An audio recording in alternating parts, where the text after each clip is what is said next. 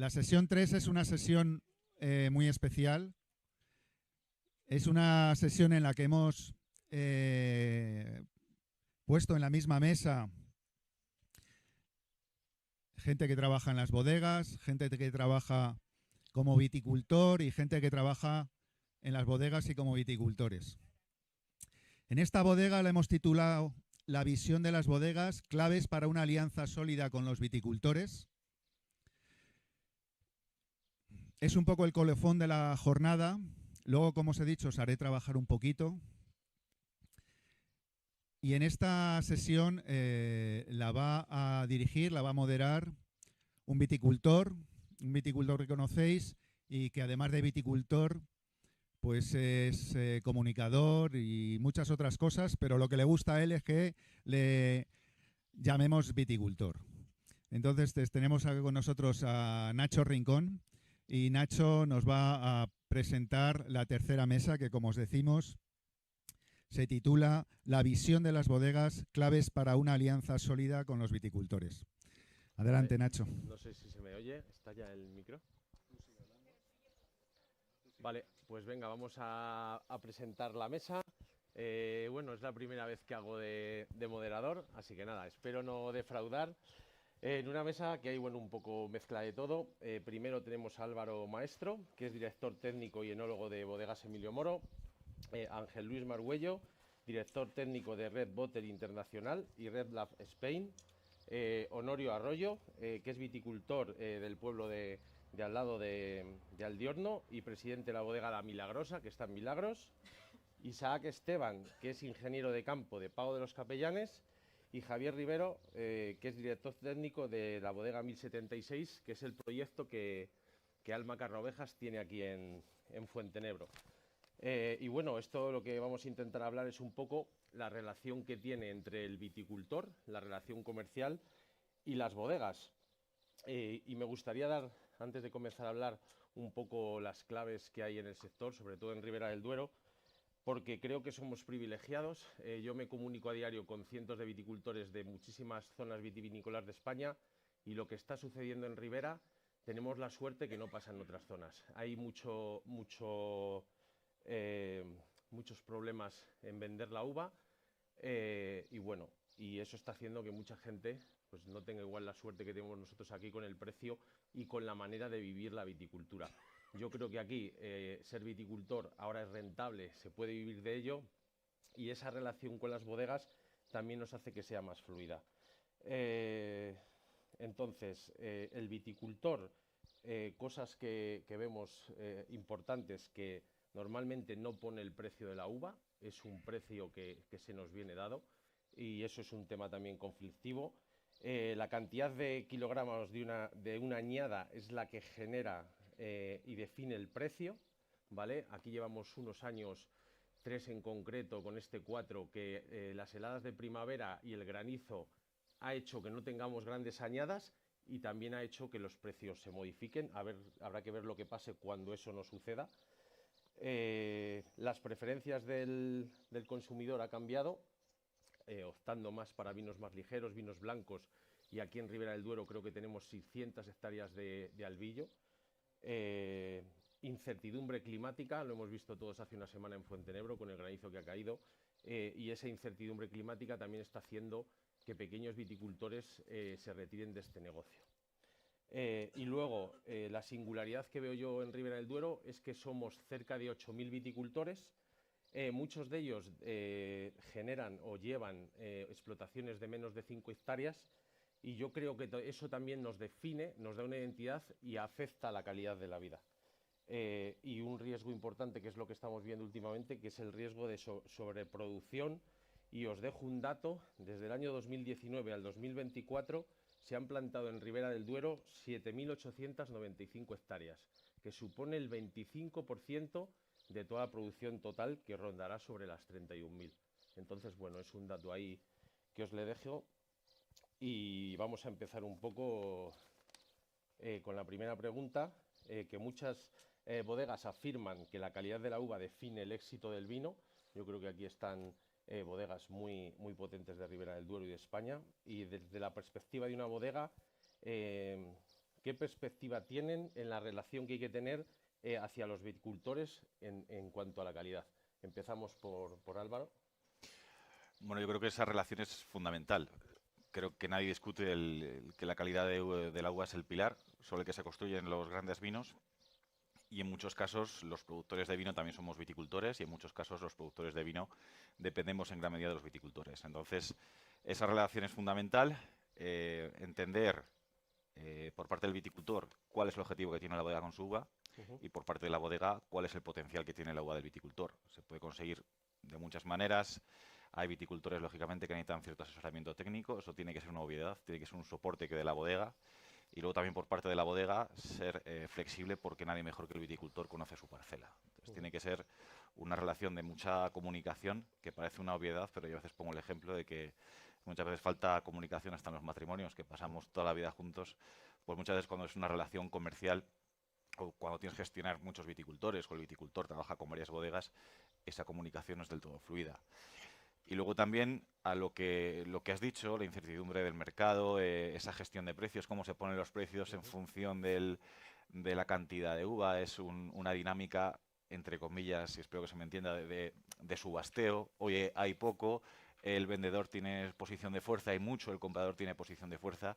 Yo creo que un factor fundamental, dado que la relación del viticultor con la bodega, de la bodega con el viticultor, es clave para el futuro, establecer relaciones a largo plazo, si no a largo plazo, al menos a medio plazo, incluso contractuales, de tal manera que las condiciones queden claras independientemente de que haya heladas, independientemente de que haya más o menos producción, de tal manera que el viticultor tenga asegurado un rendimiento económico, que el viticultor sepa qué es lo que puede hacer para conseguir ese rendimiento económico, que no diga, oye, pues mira, voy a trabajar el viñedo como yo considere y luego cuando llegue agosto a ver si me pagan todo el trabajo hecho, sino que desde el principio se tenga claro la remuneración, a cuánto se va a pagar esa uva y poder adaptar el plan de cultivo a esos ingresos.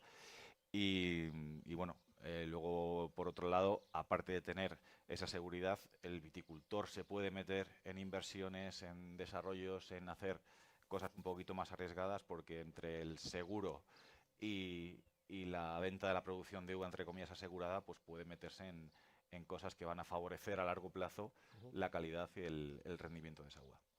Muy bien. Ángel Luis, ¿qué opinas? Bueno, en primer lugar, gracias, ¿se oye?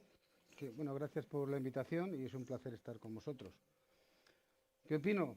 Pues que va a estar todo intercomunicado. Nosotros, dentro de nuestra empresa, una de las empresas es asesoramiento un poco técnico, pero incluso gerencial, ¿no? Y estoy de acuerdo que Riera Duero, con todo lo que creamos, es una zona muy privilegiada. Nosotros estamos en Ribera, hemos estado en Toro, nos hemos desarrollado proyectos en Mollina, estamos en Canarias e inicialmente incluso hemos estado hasta en Italia desarrollando proyectos, ¿no? O sea que tenemos un poco una visión bastante general. Voy a ir a la pregunta, pero quiero hacer un poco el foco, ¿no? Yo creo que está entre todas las ponencias que se han hablado están interconectadas. Si no se vende vino, no se vende uva. Y si el vino se vende caro, la uva se compra cara. O sea, vamos a poner un poco las cosas en su sitio, ¿no? Yo que sí quiero, porque creo que está también un poco de autocomplacencia. ¿Cuál es la relación? Bueno, hay que ver, lo primero, cuando hemos hablado de qué vinos queremos hacer, yo creo que sí que tiene que haber una evolución sin perder la personalidad. De hecho, uno de los éxitos de Ribera Duero, nos guste o no, por el volumen de ventas y un poco el precio, fue la creación, y ahí puedo hablar un poco en propiedad, del estilo Roble, ¿no? En el año 97. Y ahora mismo puede suponer un 40% de las ventas. Fue un cambio de estilo y es un Ribera, pero hay que evolucionar. Y eso también va a implicar a los viticultores, ¿eh? ¿Qué es lo que estoy viendo yo? Vamos a ver la foto también de la Ribera. Hemos visto las hectáreas. Creo que son algo menos porque el Consejo regularizó el año pasado unas 1.200 y creo que estaremos ahora en 28.000, 29.000. Pero bueno, falta de contar, sí, digamos, como hay 3 pero bueno, años hasta... Pero bueno, van a salir todas. Van a salir 20, pero bueno.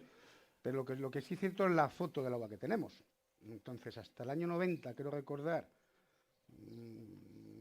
plantaciones del 90 en adelante suponen el 70% y del año 2000, cepas de 25 años, suponen casi el 50%. Voy a ir a la pregunta, pero por poner un poco la foto. Esas plantaciones no es igual ahora, tenemos una uva que no teníamos en los años 90. Después, plantaciones, yo soy anti todo lo que es, creo que en la oferta le demanda el liberalismo. Quizá el problema no han sido las plantaciones, y hay que ser honestos. Quizá lo que se plantó esos años, en los años 90-2000, hoy afortunadamente hay otros estudios, no eran los clones más adecuados. Vamos a hablar un poco en propiedad. No sé, quizá no fueron los clones más adecuados. De hecho, ahí está María, que en la Junta hizo un estudio bastante fuerte de esto, ¿no? Yo creo que se está plantando ahora, la plantación, donde está plantando ahora mismo, a fecha de hoy, los suelos donde está plantando y los clones que están plantando es lo ideal, pero lo que tenemos es lo que tenemos. Porque a lo mejor lo que en vez de prohibir plantaciones, como se ha dicho en ponencias anteriores, hay que arrancar plantaciones.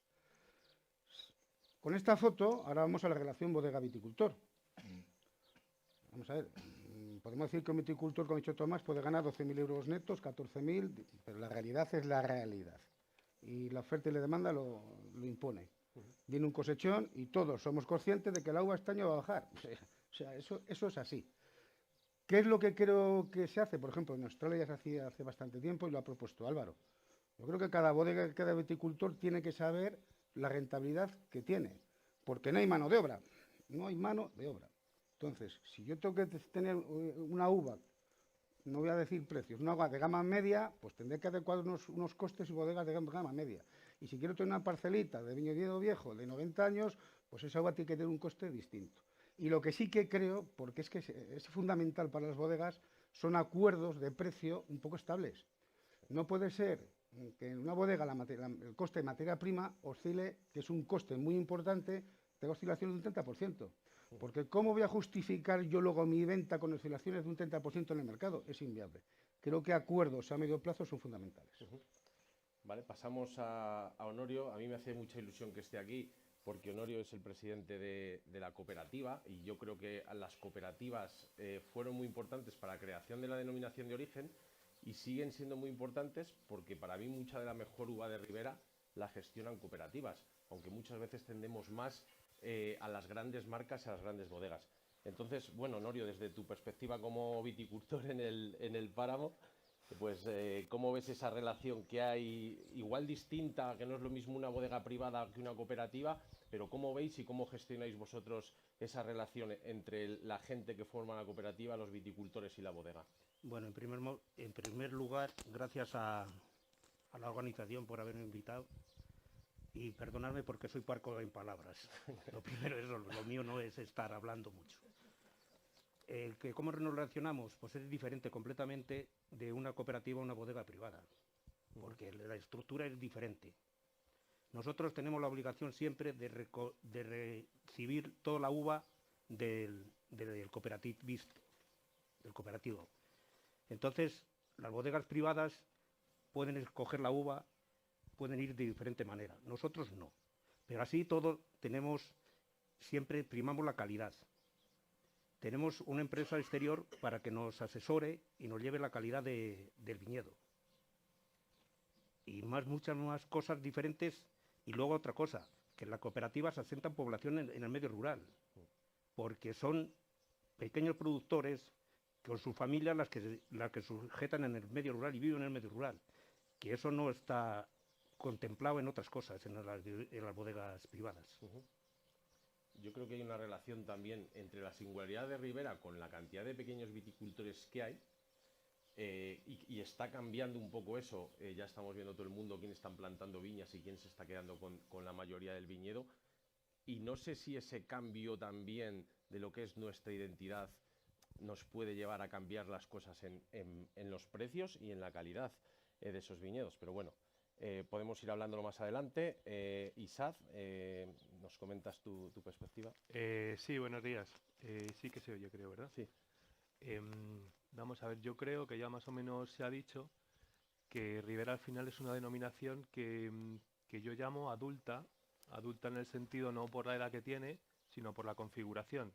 Porque al final dentro de Ribera tienes cosas como tan lógicas o tan absurdas que dos viñas que están al lado, una se esté vendiendo a 2,50 o a 3 euros la uva, la de al lado a 1 euro o a 1,20, y que los dos viticultores estén contentos y estén cómodos con esa situación. Entonces yo creo que eso es una situación que se genera cuando ya una denominación tiene un rodaje cuando no está tensionada por excesos o por déficits de uva, más o menos se va sentando, cada uno se va sentando en su nicho, en su situación en la que él trabaja, está cómodo, digamos que tiene una estabilidad, y entonces eso es un Ribera, es un caso que se da junto con lo que comentabas, que al final que es una denominación pues que en el fondo somos privilegiados por la situación que tenemos, por los precios que tenemos, por cómo se vende el vino, por cómo tanto viticultores como bodegas podemos trabajar, y eso en otros sitios no se está dando. En otros sitios, bien por falta de uva, digamos que toda la uva se paga cara, con independencia de que sea una viña vieja, de que sea una calidad u otra, o por el otro lado, en las zonas en las que sobra uva, todo vale poquísimo dinero, pues lo mismo, con independencia de que sea viña vieja, viña joven, con más kilos o con menos kilos por hectárea. Entonces, eso es una de las cosas que tenemos y es una de las cosas que tenemos que conservar y que tenemos que luchar por conservar, y es de las circunstancias que se van a ver tensionadas con toda esta parte de las plantaciones que van a entrar en producción, que vamos a ver unas caídas de mercado, que también es verdad que Ribera tiene otra cosa buena, entre comillas, que no habéis comentado, que es que de vez en cuando nos viene un 2017. Y entonces el rendimiento medio que tenemos, buena entre comillas, ¿no? Tenemos un rendimiento medio de 3.000 kilos por hectárea y tenemos una situación que digamos que hay una inestabilidad, que esa inestabilidad es duro, pero nos está ayudando a que esto funcione.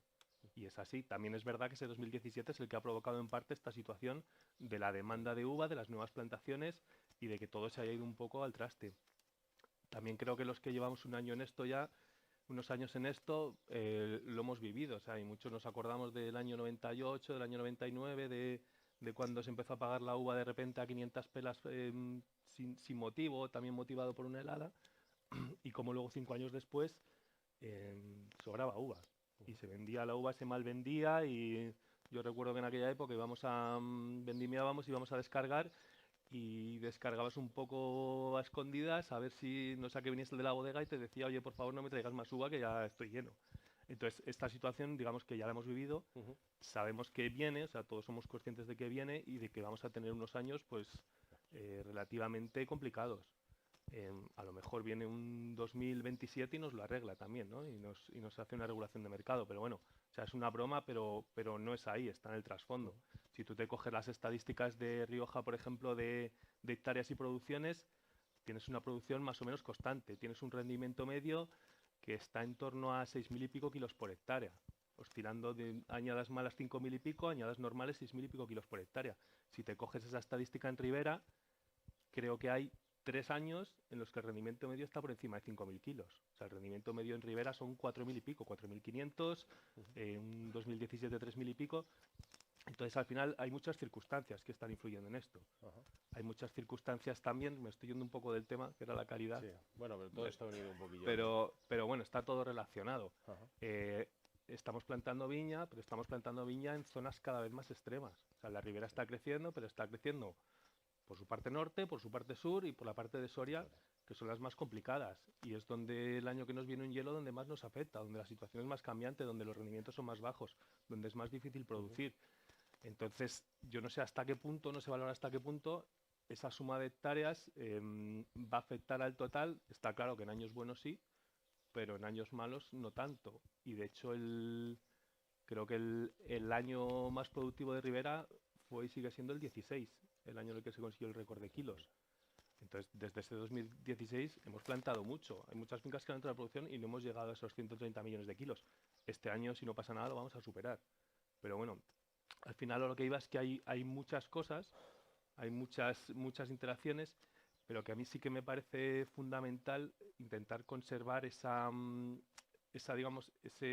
fase adulta de Ribera, ese mantenimiento, que al final esas relaciones de las que hablábamos que hay entre viticultores, entre bodegas que más o menos están consolidadas, a lo mejor no por escrito, no en contratos, pero sí que hay una relación más o menos. Hay unas bodegas que buscan unas cosas específicas en la uva que llamamos calidad, que para cada uno es diferente, pero bueno, cada uno sabe lo que busca y sabe dónde encontrarlo, y más o menos eso da lugar a unas relaciones que en general están consolidadas. Y entonces que más o menos todos sabemos por dónde van los tiros. Todos sabemos que el que tiene una finca que tiene 100 años y que produce 3.000 kilos por hectárea no está preocupado de si este año va a vender la uva o si la va a vender barata.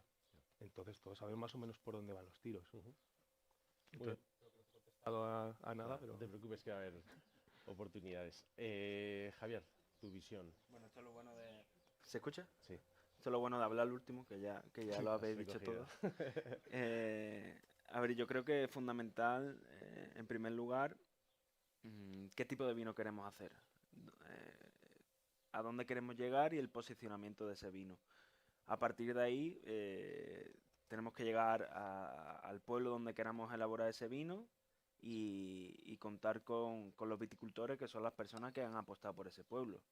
Eh, por eso es fundamental, para nosotros, por lo menos, trabajar con viticultores. Gente que conozca la zona, gente que tenga experiencia. Y para ello, quizás deberíamos hacer contratos a largo plazo. Quizás deberíamos hacer contratos a 10 años, a 5 años. eh, pero siempre teniendo en la cabeza el vino que tú quieres hacer. Considero que se ha plantado mucha viña, sobre todo por esta zona, Fuentenebro, Honrubia, Pardilla, etcétera, eh, para hacer qué tipo de vino, ¿no? Es decir, nosotros tenemos que buscar las parcelas que más nos convengan, para hacer una calidad de vino y posicionarlo en un mercado. Y para ello, tenemos que confiar en el viticultor, ¿vale? Antes de hacer los contratos, quizás deberíamos probar la uva, comprar la uva varios años para ver esa evolución de la uva. No comprometerte al 100% con el viticultor desde el inicio, ¿no? Pero una vez que sepas que ha trabajado bien el viticultor y que está comprometido contigo, que la relación se afiance, hacer un contrato a largo plazo.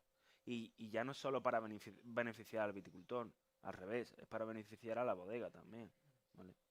Y por eso creo que se debe de hacer ese tipo de contratos.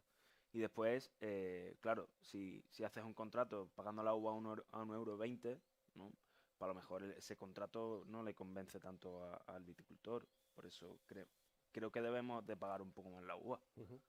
Pero no a lo mejor tenemos que estar seguros, por la uva que pagamos. Es decir, y lo más importante es el manejo. Si nosotros hacemos un vino que es sostenible, que es ecológico, incluso llegamos a biodinámico, que tiene tareas de innovación, que la comunicación es brutal y que lo importante para nosotros es posicionarlo y que sea un gran vino del mundo, para ello tenemos que pagar más caro a los viticultores. Bueno, yo creo que la evolución que ha habido en Ribera, donde hemos pasado de coger kilos, muchísimo blanco, vendimiar con paraguas, porque yo con mis padres, bueno, pues antes no importaba nada. Yo creo que ha habido un cambio cultural en todos, ¿eh? De apostar por la calidad. Creo que esto también nos ha hecho diferenciar en toda España, porque las relaciones que podemos tener en bodega y viticultor no se dan en muchísimas zonas de España, y yo creo que es clave. Pero yo creo que aquí, que la mayoría son viticultores, nos interesa saber esos mecanismos que tenéis, porque entiendo que igual hay unos viticultores que van más a vender la uva al kilo, y luego otra clase de viticultores que van más a vender la parcela, donde ya hay un seguimiento. Entonces, ¿dónde os fijáis? ¿Cuál creéis que es, que puede ser la tendencia? Una uva más de calidad con esas parcelas top, y luego otros vinos media calidad con parcelas, digamos, no tan bien trabajadas. ¿Y cuál es esa relación? Es decir, contratos con viticultores para asegurarse esas parcelas, contratos de calidad donde vosotros ponéis unos rangos. Yo tengo la suerte de conocer a Emilio Moro porque hemos trabajado muchos años con ellos, y nosotros sabíamos lo que buscaban y vas a por esos rangos de calidad. Y si no los cumplías, pues al final bajaban las calidades y los precios, que yo creo que también es una buena fórmula. Entonces, me gustaría saber en cada uno de los casos qué fórmulas hay para conseguir esos viñedos, esa uva, y luego cómo vais vosotros internamente la empresa a decir, oye, este es el margen, este es el precio, pero nosotros fijamos estas calidades. Bueno, está bastante alineado con lo que contábamos anteriormente de esa alineación entre los objetivos de la bodega del viticultor, esas posibles relaciones a medio plazo, y luego es tan buena, bajo nuestro punto de vista, la gestión de un viticultor que produce uva para rosado, como el que lo hace para un segmento premium. Lógicamente son otros retos, pero al final tenemos que entender que no todo podemos tender o asesorar al viticultor para ir a una calidad premium, cuando luego tenemos que hacer un vino joven donde no buscamos tanta concentración, tanta extracción, tanto grado alcohólico, sino que buscamos más frescura y equilibrio. Entonces, todas las gestiones son buenas, pero es importante que se entiendan ambas partes desde el principio qué es lo que se busca. Lo comentaba antes también, nosotros en la bodega primero entendemos que el que mejor conoce sus viñas es el viticultor, y luego el viticultor es una persona. Entonces hay mucha tipología de viticultores con muchas necesidades, con diferentes necesidades y diferentes sensibilidades, y habrá viticultores que necesiten más ese soporte, esa alineación por parte de la bodega de cómo conseguir esos objetivos, y viticultores que no. Y luego hay una parte fundamental que es la zona. Al final, por mucho que nos empeñemos o por mucho cariño que tengamos a nuestra viña, va a depender mucho de dónde la tengamos. Entonces eso es fundamental. Cuando vas a una zona, ya sabes qué tipología puedes encontrar. A nadie se le ocurra, bueno, aquí lo puedo decir, venir a esta zona para buscar una viña en regadío que produzca a 6.800 kilos para elaborar rosado. No tendría mucho sentido. Entonces, esa sería la primera clasificación. ¿Dónde está ubicada la parcela? ¿Cuál es su potencial? En colaboración siempre con el viticultor. Aunque a veces resulta duro decirle a alguien que su uva la queremos para vino rosado. Yo creo que todo viticultor, como todo bodeguero, como todo productor de algo, en su foro interno quiere que esa uva pues llegue a lo más alto. Pero bueno, con comunicación eso es lo importante. Decir, oye, pues mira, creemos que el potencial de tu parcela es esta, lo vamos a medir así.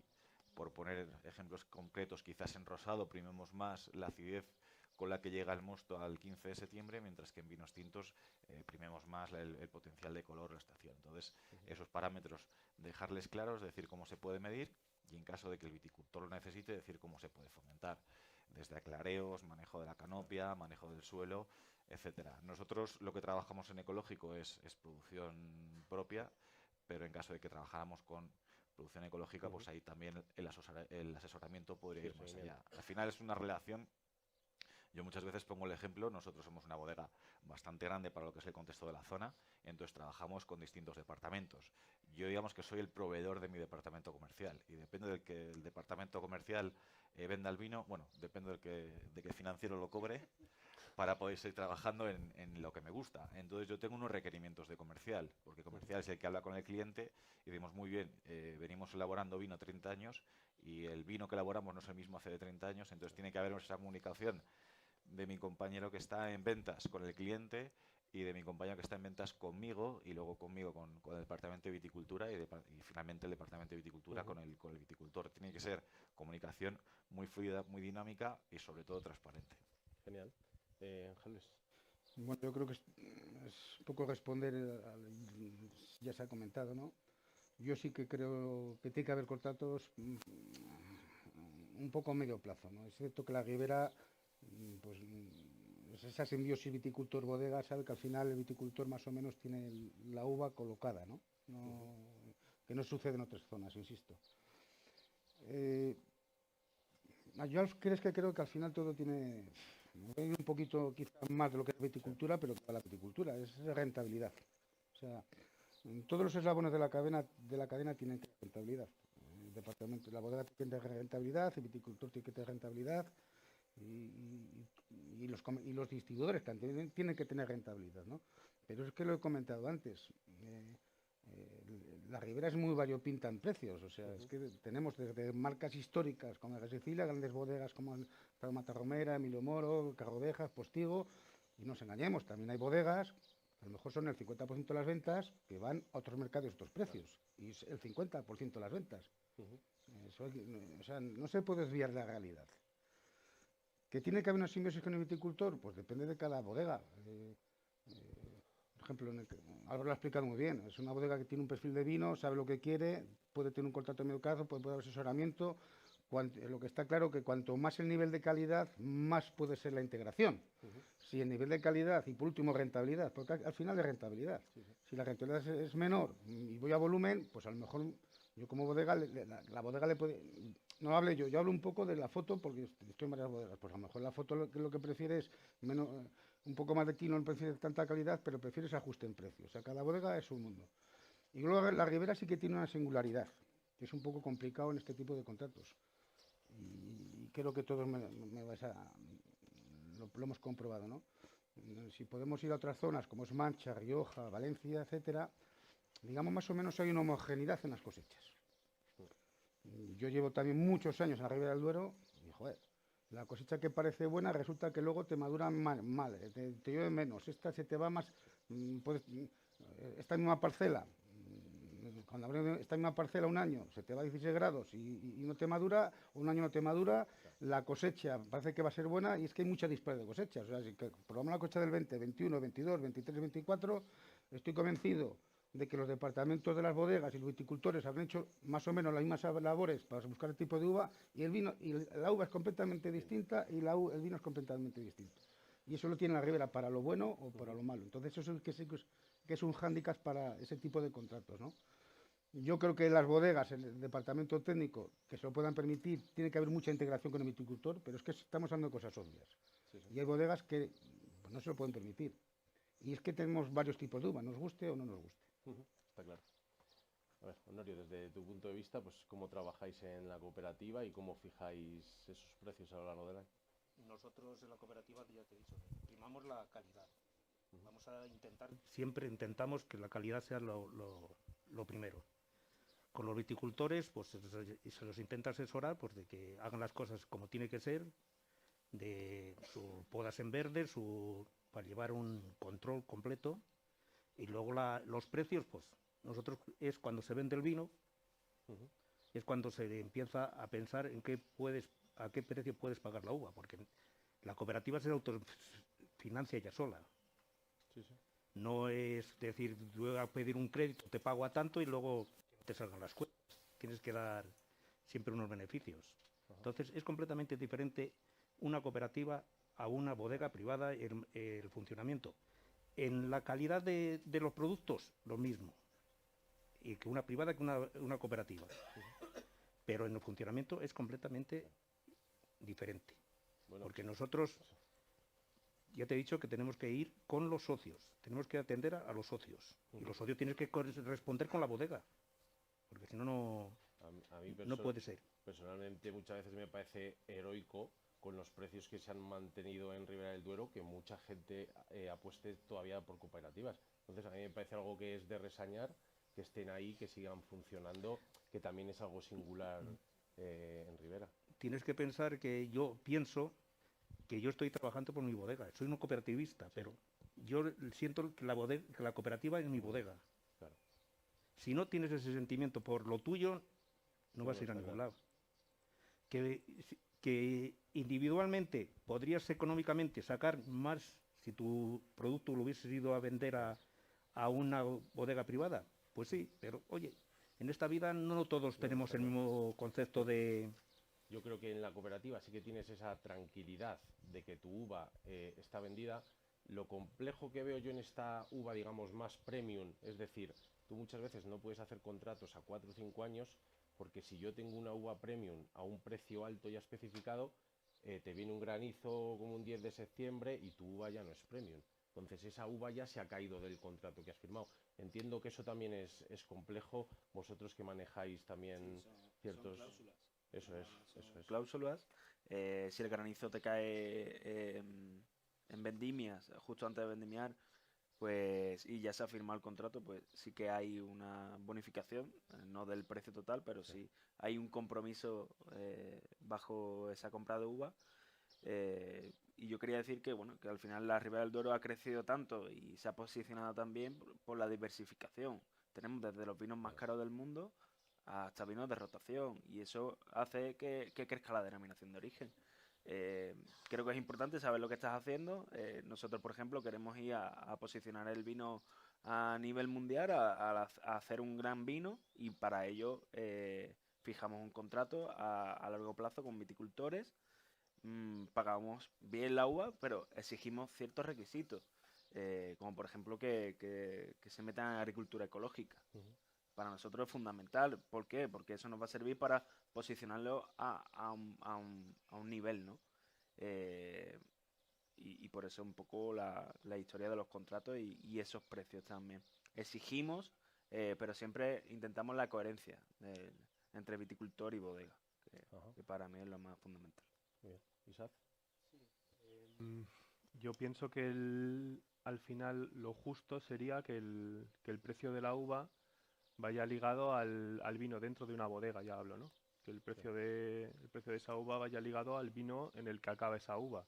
Esto que muchas veces en la realidad es complicado de hacer, pero bueno, al final hay que buscar como parámetros o fórmulas para establecer una relación entre eso. Nosotros, por ejemplo, lo hacemos según un precio base y luego una serie de primas, pues según índices de color, según índices de polifenoles, que digamos que es la relación que hemos establecido entre ese destino en el que puede acabar una uva, ¿no? Una uva comprada que bien puede estar en un roble, en un crianza, en un reserva, pues más o menos para que haya una relación entre ese destino final y la uva que entra. Y luego lo que me parece fundamental, pero bueno, que es una obviedad, pues es eso, esa relación de la bodega, que al final el primer interesado es la bodega, Ujú. en tener un control al menos mínimo, que lo necesita también para decidir fechas de vendimia, para conocer estados de maduración y demás, en tener un control mínimo de las parcelas que visita, que compra, de estados sanitarios y un poco rendimientos, una predicción de cosecha, ¿no? De cara Ajá. a organizar tu propia vendimia, tu propia capacidad. Entonces, hay una relación que es verdad que cada casa es un mundo y que es muy difícil de estandarizar, pero bueno, pero que al final hay unos mínimos que es que prácticamente te lo exige Ujú. tu propia necesidad organizativa.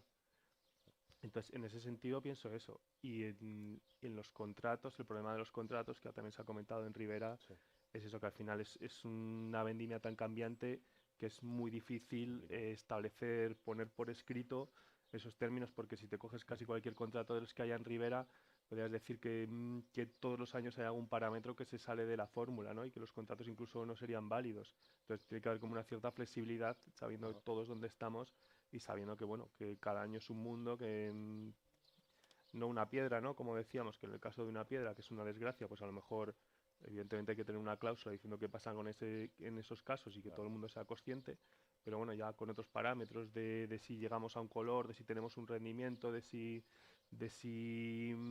realmente esa uva entra o no, pues bueno, tiene que haber también Ujú. una cierta flexibilidad, porque luego otro problema que tienen también los contratos es que normalmente en un ambiente tan cambiante como el que estamos ahora, una de las dos partes sufre. En el momento en el que tú Claro, pactas un precio, que puede ser un precio justo hoy, dentro de efectivamente. 5 años, probablemente una de las Ujú. dos partes esté sufriendo, no sabemos cuál, pero puede que la bodega esté pagando un sobrecoste por esa uva, o al revés, o que el viticultor esté vendiendo por debajo de lo que podría vender. Ajá. Entonces es bastante complicado el tema de los contratos, sobre todo a largo plazo. Vale, me dicen que quedan 5 minutos, entonces un poco resumen y hacemos la última pregunta.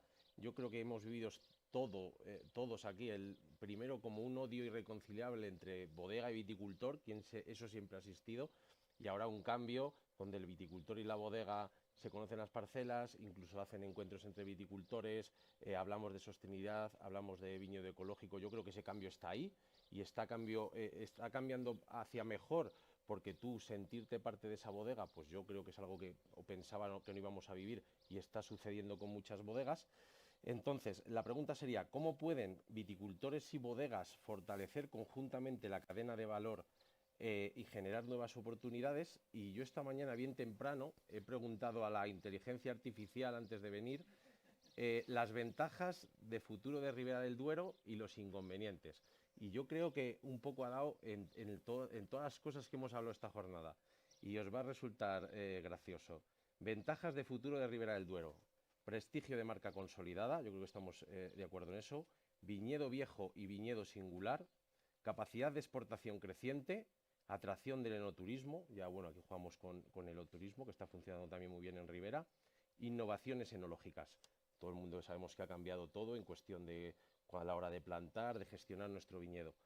Y los inconvenientes que ve y los problemas que ven de futuro, cambio climático, que hemos hablado mucho aquí, un riesgo de sobreproducción, que también hemos hablado, un desajuste entre producción y demanda, la pérdida de pequeños viticultores, que en mi opinión, desde Ribera del Duero y desde las instituciones se debería jugar con esto y valorarlo, porque para mí es pérdida de identidad y lo que somos en Ribera, y concentración del mercado, donde las grandes bodegas tienen cada vez más peso.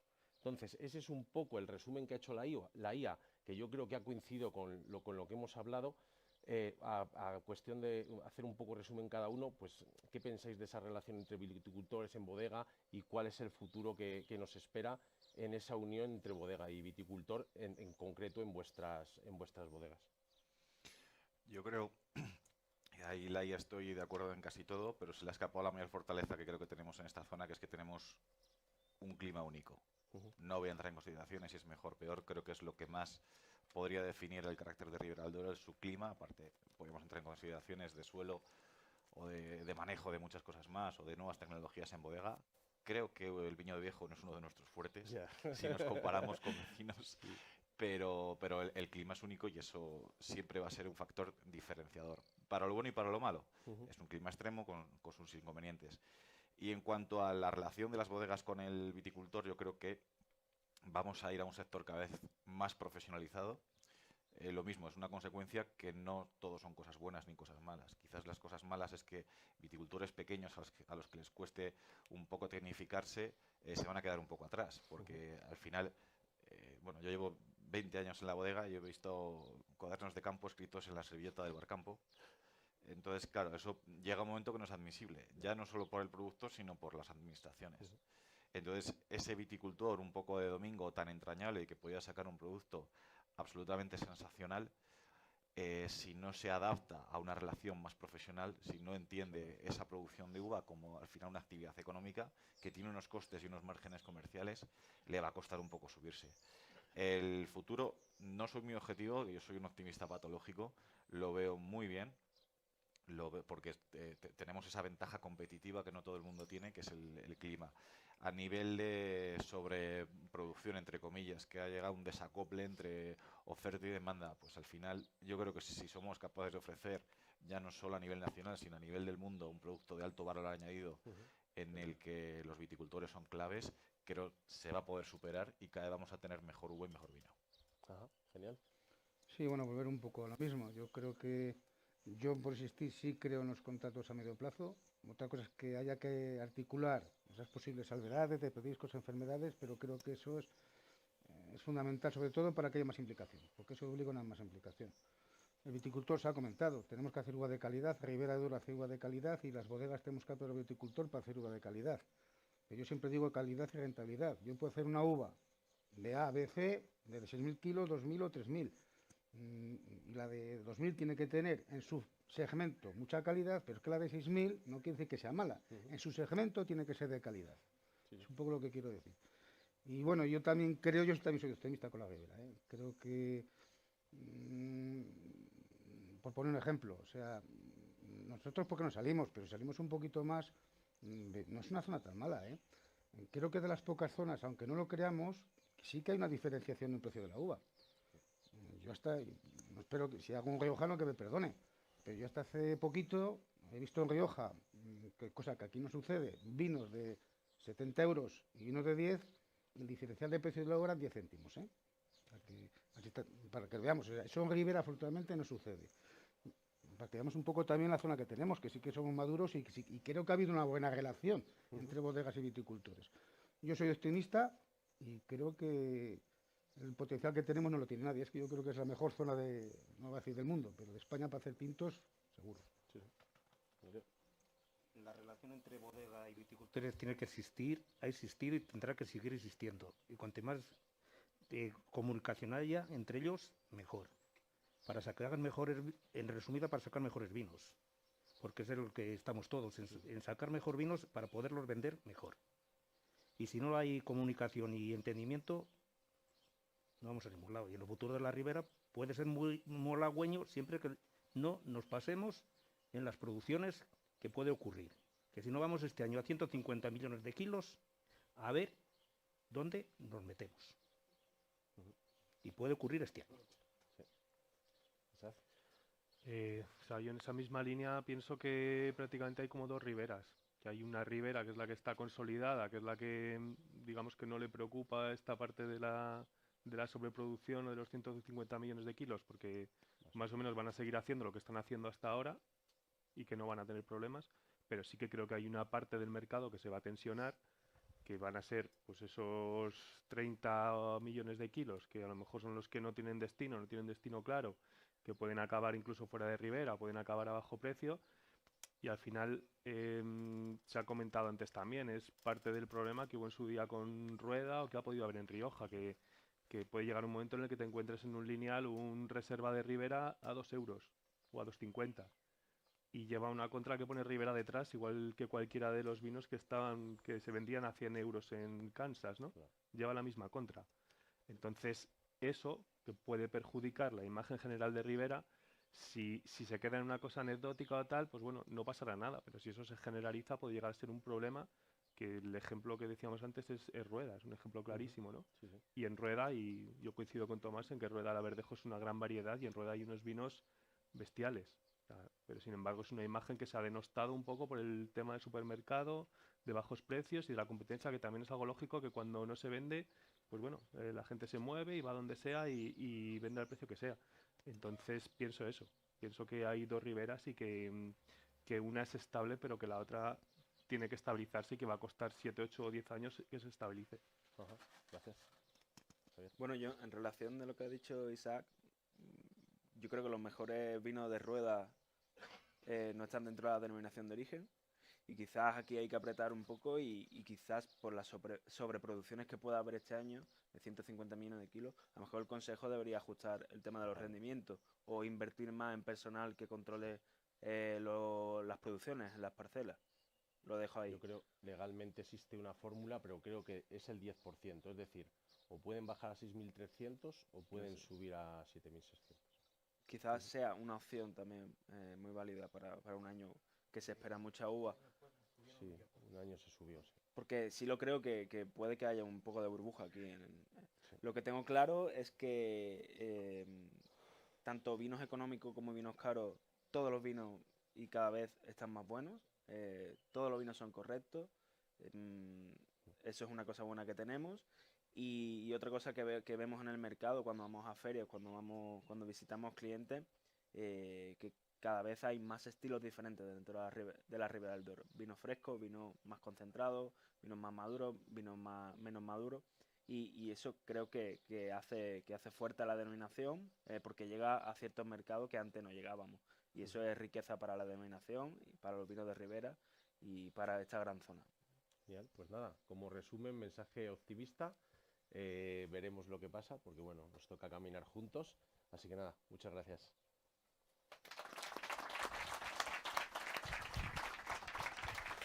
Muchas gracias a la Mesa 3 con este mensaje optimista y bueno, que es compartido con las mesas anteriores. La verdad es que la secuencia yo creo que ha sido interesante. Hemos empezado por la visión del mercado a nivel global. Hemos visto cómo iban cambiando la demanda en los consumidores, las preferencias en los vinos, y hemos terminado viendo pues cómo llegamos hasta la producción, ¿no? Hasta la base de la producción y qué cosas tenemos que ver.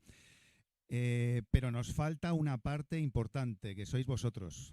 Entonces vamos a hacer un pequeño experimento, no sé si saldrá porque es la primera vez que lo hacemos.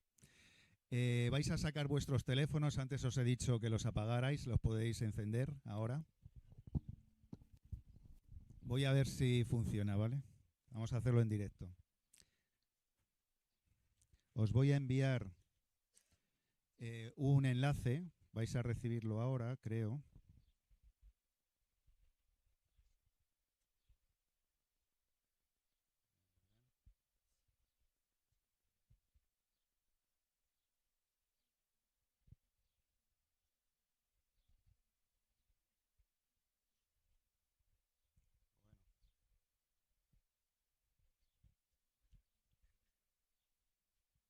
Esperar un momentito, cosas del directo.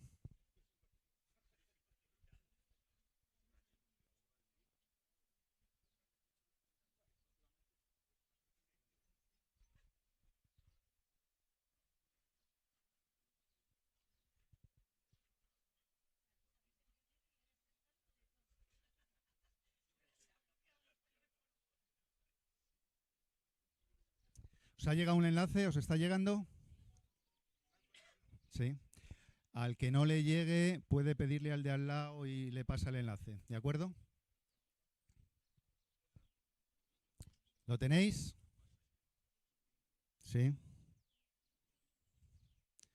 Estefanía, envíaselo a tu madre. ¿No te llega? WhatsApp.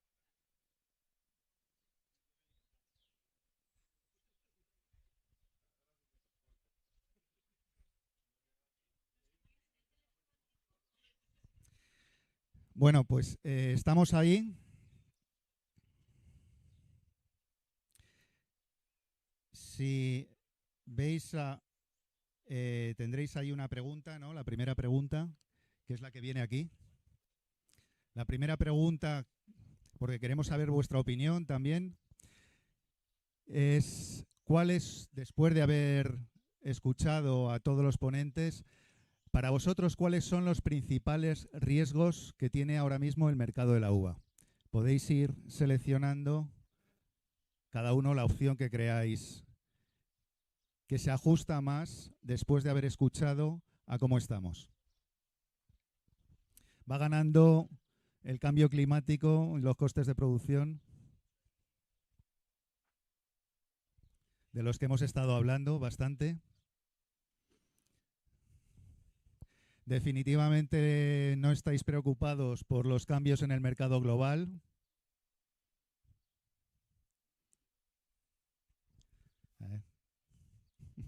A ver, que falta estrella.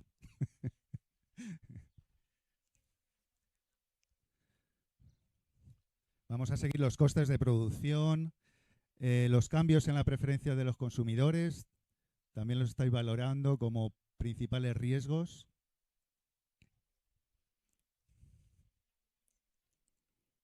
Puede valorar cualquiera que tenga el enlace. El cambio climático como uno de los aspectos clave de cambios en el mercado de la uva.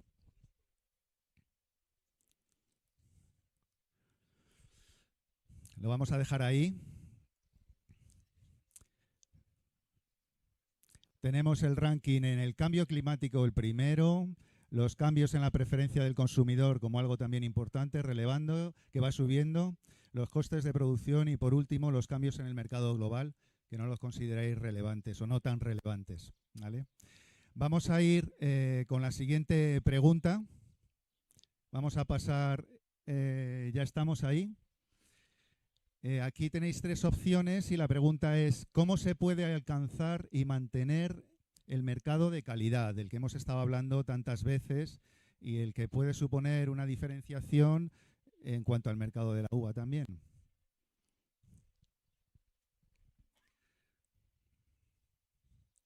Aquí tenemos como opciones el trabajar sobre la agricultura sostenible, que ha sido mencionado varias veces por las bodegas y por viticultores.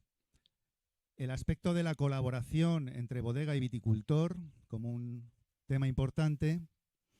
Y otro aspecto es el de más promoción, porque quizás no se conozca tanto nuestra zona, nuestra ribera, quizás fuera de España, promoción de las zonas, promoción de los viñedos. Aquí la opción ganadora parece que es la de colaboración con bodegas. Yo creo que estos 6 ponentes nos han convencido de ello, de que es absolutamente necesaria una colaboración a medio plazo y entender qué es lo que quiere vender la bodega y qué es lo que puede ofrecer el viticultor y entre ellos encontrar una sintonía a medio plazo en lugar de cortoplacista, ¿no? Así que bueno, tenemos ahí con 13 puntos la colaboración con bodegas. Después la promoción de los viñedos y igualado más o menos con la agricultura sostenible. Vamos a ir con la tercera pregunta. La tercera pregunta es libre. Las respuestas son anónimas. A lo mejor las puedo ver yo luego, pero vamos, en general son anónimas. No, fuera de coña son completamente anónimas. Y nos gustaría para próximas jornadas, para próximos eventos, para próximas ocasiones que tengamos para trabajar conjuntamente para mejorar no solamente nuestro mercado, sino también mejorar la zona, Ya os he dicho que aquí quien está organizando esto son viticultores, pero también hay personas detrás que no son viticultores, pero que están muy interesadas en el desarrollo del territorio, ¿no? Que es una cosa a lo mejor que se puede hablar a futuro, porque yo creo que tiene que ir de la mano. Entonces aquí podéis poner con una o dos palabras qué destacarías de esta jornada, qué os lleváis de esta jornada a casa, para que nosotros lo tengamos en cuenta para el futuro. ¿De acuerdo? ¿Está claro la pregunta? Bueno, para una persona está claro, para las demás, claro, por eso. Las demás no lo sé. No sé si veis la pantalla, ¿verdad? Bueno, pues hay desde futuro viñedo, ambiente natural, voluntarioso, buena organización, eso ya lo sabía, optimismo, iniciativa, convivencia, presencia de bodegas, buen ambiente, falta de viticultores. A ver, que levante la mano quien es viticultor aquí. Bueno, es verdad que faltan quizás más en este lado que en este otro, ¿no? Porque hay una descompensación clara, ¿no? Pues es un punto importante para próximas celebraciones. Identidad, información actualizada, networking, sostenibilidad, optimismo que va ganando en el medio. Los ponentes muy correctos. ¿Pensáis que les damos un aprobado a los ponentes? Falta de vino. Completamente de acuerdo también. Vamos con ello ahora dentro de un ratín. Y bueno, sobre todo optimismo. Yo creo que es verdad que las 3 mesas han acabado cuando se les ha preguntado por el futuro, pues con un punto de optimismo, ¿no? Y los que tenemos el privilegio de estar en zonas que pueden ofrecer con más facilidad ese tipo de calidad o ese tipo de diferenciación en la uva para los mercados que hemos visto que ahora mismo están en auge, pues bueno, pues podemos ser todavía más optimistas. Vamos con la última pregunta, y esta pregunta no tiene nada que ver con hoy, solamente tiene que ver con hoy, vamos, con el futuro inmediato, que es el 12 de julio. El 12 de julio vamos a celebrar nuestra tercera Feria de la Uva aquí en Fuentenebro. En esa tercera Feria de la Uva estamos ahora concretando los últimos flecos de organización, pero hay espacio para hacer cositas distintas o por apoyar más o menos lo que se ha hecho en anteriores ocasiones. Muchos de los que estáis aquí ya habéis participado en esas ferias. Ahora lo que os pediría es que nos echéis una mano en preparar la tercera Feria de la Uva. Queremos contar con vuestra opinión. Entonces ahí podéis poner cualquier tipo de propuesta que se os ocurra. Aquí no es una palabra, podéis soltar una frase o lo que queráis. ¿Está clara la pregunta? Potenciar el subsector del enoturismo, viene por ahí. Fuente de vino en la plaza, no es mala idea. Además que, según lo del tema de la sobreproducción, puede ser una solución para algunos casos, ¿no? Más vino, ponencias de viticultores, conciertos en directos, food trucks. Más cosillas que se os ocurran. Vamos, que nos va a ser de verdad útil, lo vamos a utilizar. Complementar esa feria de alguna visita a bodegas fuera de Fuentenebro. Unión ante todo. Bodegas invitadas fuera de la denominación. Muy bien, pues bueno, vamos a ir recogiendo. Podéis seguir comentando y haciendo propuestas y las iremos recogiendo, y en el grupo de organización de la feria pues las tendremos en cuenta. Muchísimas gracias a todos. Me ha encantado que, a pesar de lo difícil que es tener un encuentro fuera de un espacio cerrado, yo sé que los técnicos han hecho un esfuerzo terrible porque esto más o menos se oyera. Están retransmitiendo en streaming, va a quedar, os pasaremos el enlace, el vídeo para que lo podáis compartir con quien queráis. Y os aseguro, porque me han estado diciendo que desde YouTube se escuchaba bastante mejor que desde aquí. O sea que muchas gracias a los técnicos. Os pido un aplauso para ellos.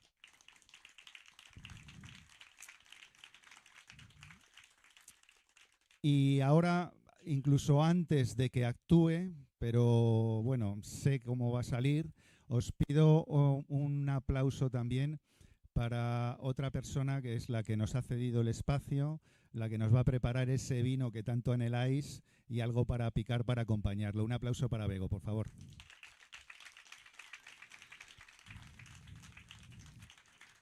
Y nada, muchísimas gracias a todos. Desde mañana empezaremos a organizar el siguiente evento, porque al final, bueno, pues esto lleva tiempo, pensaremos cuál es el tema. Nos gustaría que fuera un tema de actualidad, pero también un tema de profundidad, como han sido los dos últimos. Y bueno, contamos con vosotros para prepararlo y para estar aquí presentes en la próxima jornada. Muchísimas gracias a todos y vamos al vino.